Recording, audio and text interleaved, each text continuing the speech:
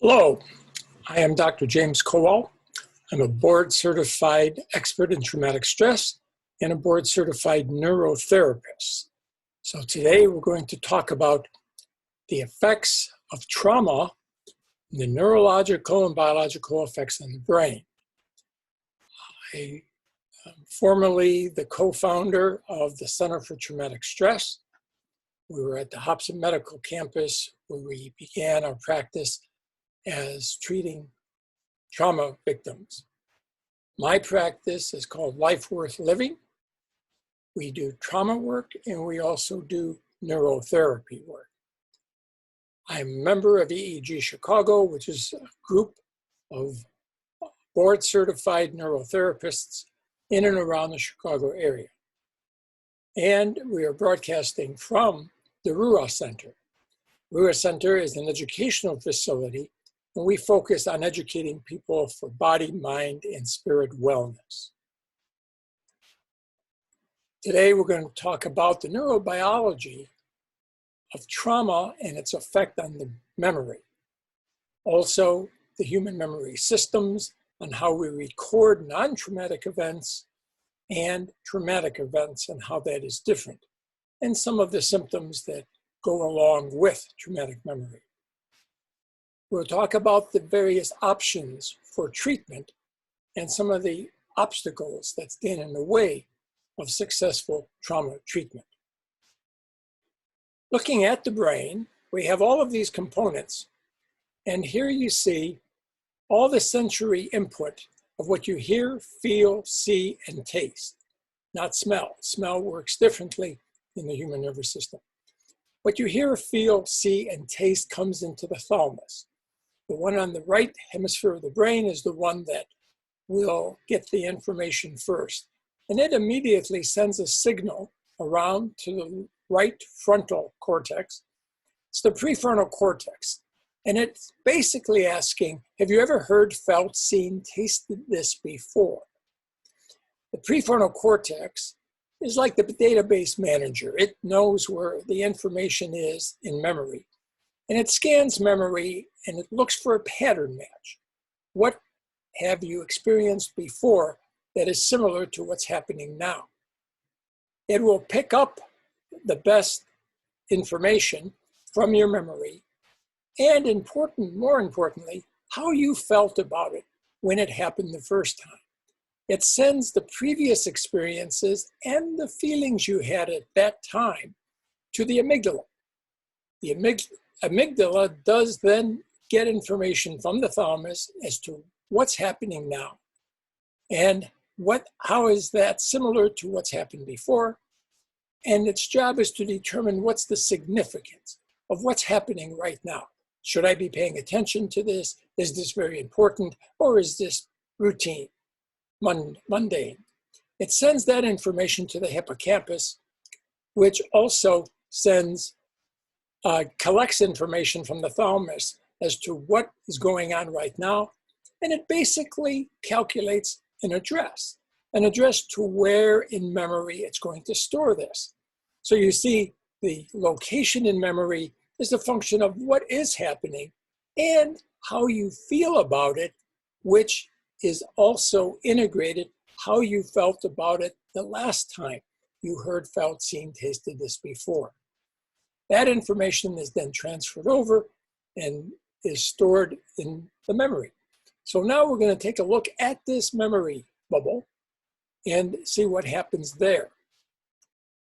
You have memory traces that form neural paths that contain the experience that you're having. It actually records information as to the behavior, the sensation, the affect, how you felt about it at that time, and the knowledge of what you thought was happening at that time. It's called the Basque model.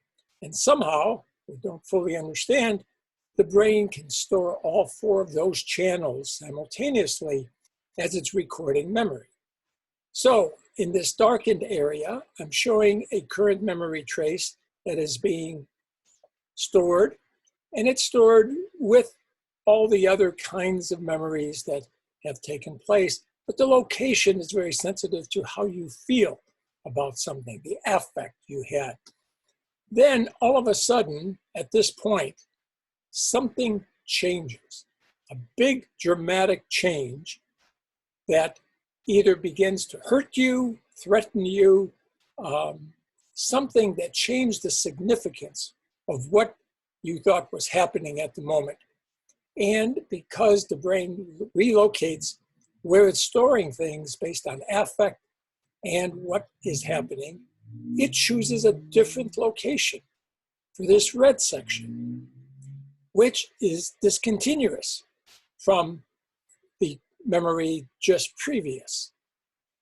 I call this a hurt spot because it is going to cause problems and is generally generated when you're being hurt, threatened, or survival is at risk.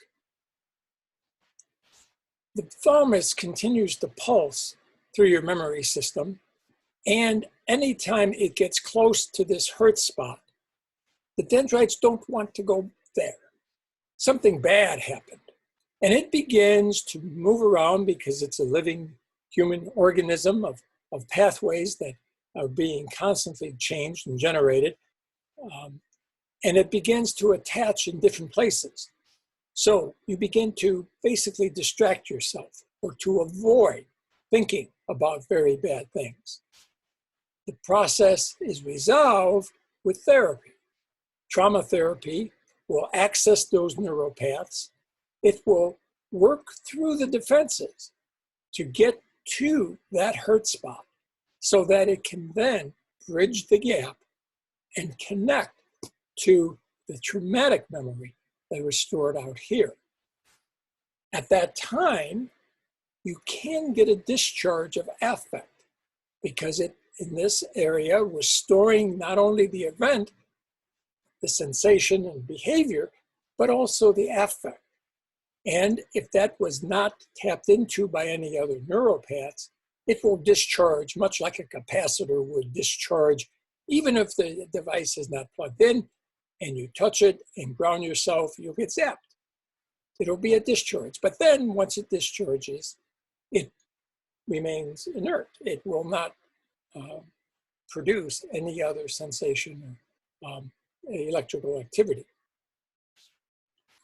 Different ways of bridging the gap. You can talk through it. This is typical psychotherapy, which can be effective, but generally takes a long time. If it's complicated trauma, what we call complex trauma, it could take a long time. The other thing about psychotherapy is it works about 1/3 of the time. All the research, all the meta-analysis has documented the fact that psychotherapy works about 1/3 of the time.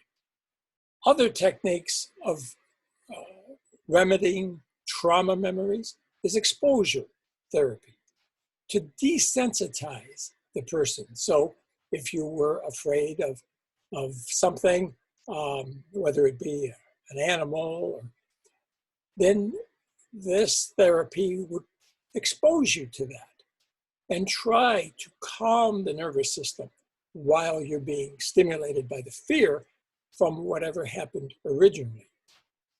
If you do this type of work in a hypnotic trance, you have tools available that make it more effective and actually shortens the amount of time that it takes to work through those traumatic memories.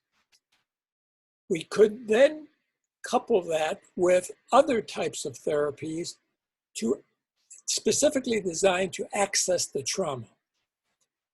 Therapies like that are known as internal family systems, the work of Richard Schwartz, ego state therapy, the work of Jack Watkins, all can be used in a hypnotic trance or can be used outside of trance in a normal state.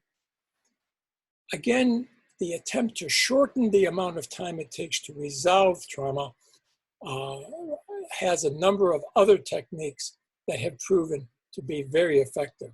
One of them is holographic memory resolution, the work of Brent Baum. That will bring you just prior to the event and help neutralize that break, to connect things in a way to cause the remediation of the symptoms that you're having from experiencing that trauma. Another one is EMDR, eye movement desensitization and reprocessing. Currently, this is the treatment of choice for trauma by the American Psychological Association. That was the work of Francine Shapiro back in the mid-1980s, when she discovered that if you bilaterally stimulate the nervous system, you can more easily work through the defense mechanisms to access that traumatic memory that had been broken off because of the shock or the hurt or the pain that the episode produced. Going beyond that is kind of a revised version of EMDR, the work of David Grand. He calls it brain spotting. It does much of what EMDR does, but it addresses the neurophysiological, somatic types of symptoms in addition. It also uses bilateral stimulation to work through the defenses. In some cases, the trauma can be alleviated with therapy, technique called thought field therapy. This is the work of Roger Callahan. A more generalized version of that can be easily found on YouTube called emotional freedom therapy. It does use a generalized application of thought field therapy, and in some cases it can immediately, in very short time, alleviate the symptoms from the trauma. We talked about the hippocampal memory system when I explained the first graphs to you on how memory is formed. We're going to expand that view now. The hippocampal memory system is the part of the memory system that makes you smart. It remembers facts, figures, and details. It's episodic, discrete memory. It is full of detailed information, and it forms very rapidly. Just by looking at something, seeing something, a lot of information can be encapsulated into the hippocampal memory system. Another memory system that is more long-term is called the neurocortical memory system. This memory system is where you derive meaning from the events that you've experienced. It's where your belief system is stored. It's where you store your image of yourself and your image of your world, whether it's a safe or not so safe of a place. It has associated somatic memory. It also forms slowly over time, and I'm going to show you how that takes place because it takes a while for that to develop. Once it does, then it's part of your belief system.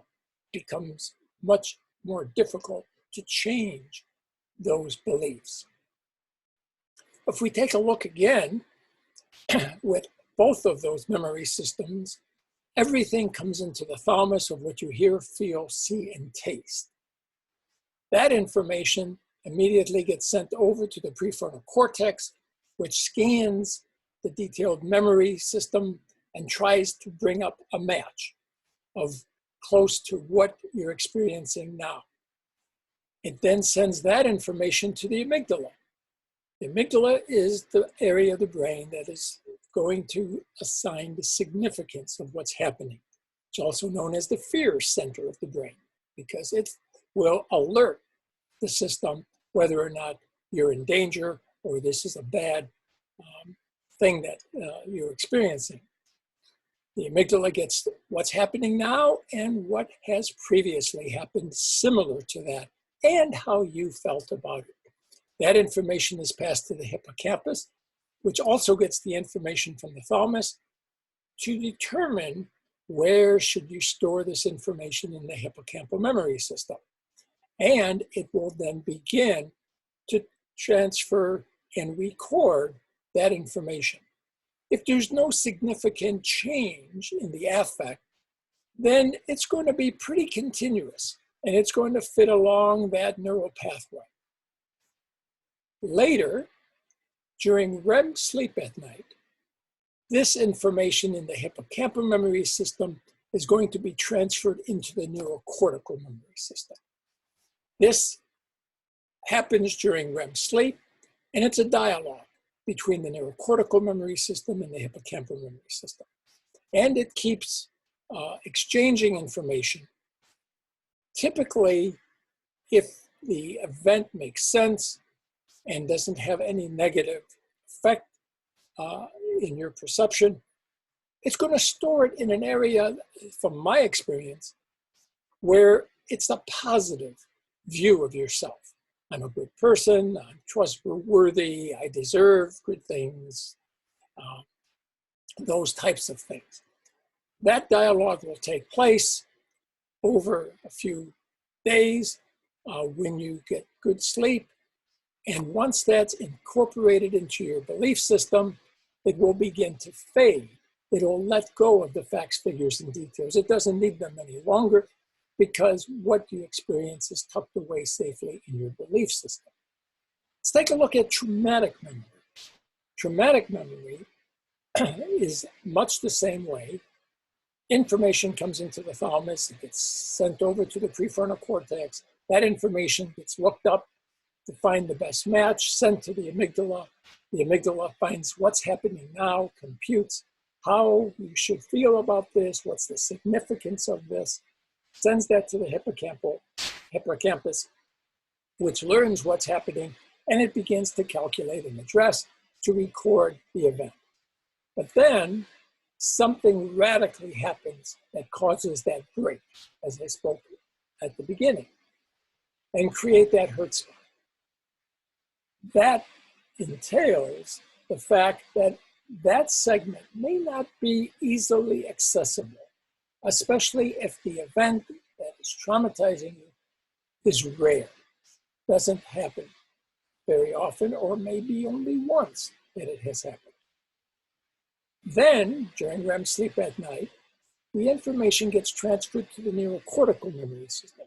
However, much of that information is pre-traumatic.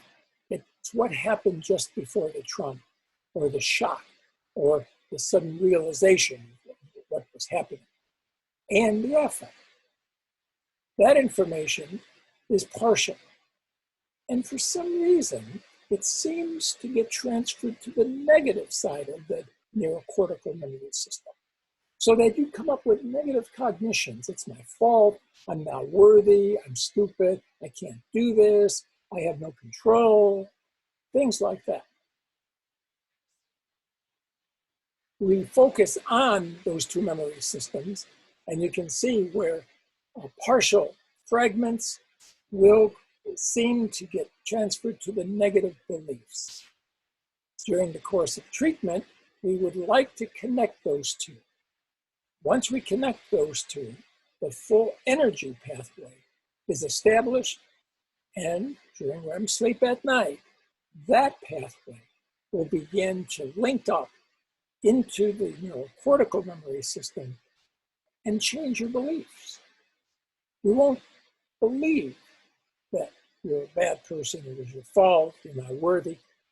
Instead, you may believe I did the best I could. What was expected of me? I didn't have the resources. Things like that. Once that information is tucked away safely in your belief system, the memory traces begin to fade. As we say, normal memory begins to fade.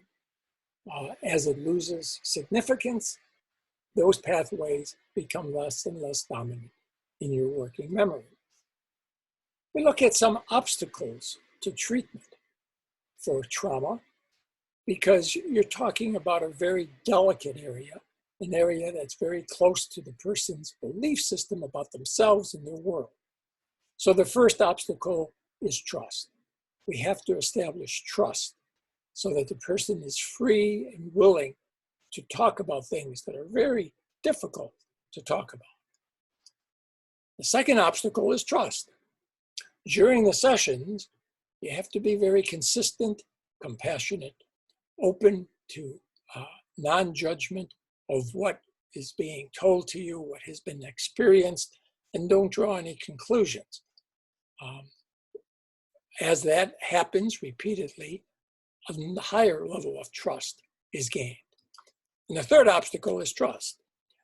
You have to earn it every session because people are in a very delicate area of what they think about themselves, what they think about their world. And as a result, they will shut down or avoid if they believe that things that they're saying are not being accepted by the therapist. In order to have successful trauma treatment, the one thing we early on need to pay attention to is respect for the defenses.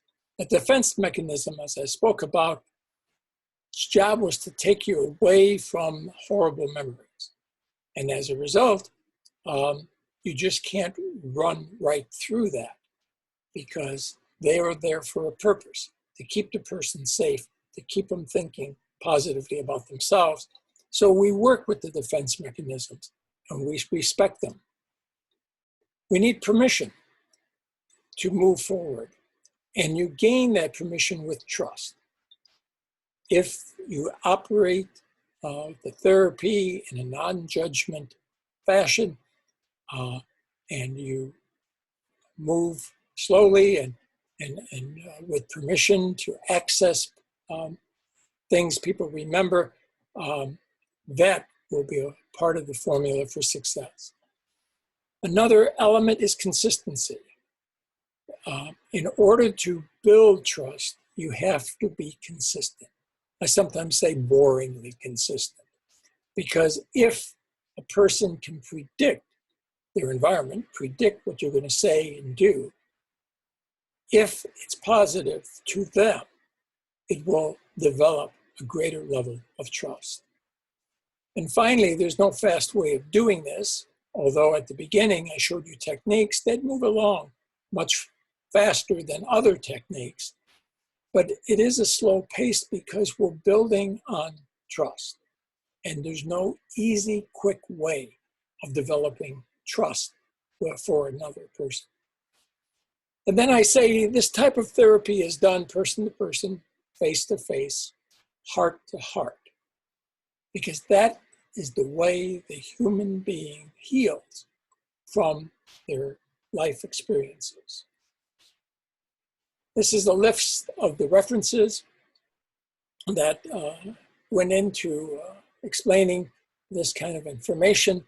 I hope this has been helpful to you. And if we could at all help in the area of trauma or neurotherapy to look at the brain and see how this has been stored and affected, we can tell and explain a lot of symptoms. We tell people who've been traumatized that even though they're having symptoms that don't make sense to them, they could very well be having a normal reaction to an abnormal situation. Thank you for listening.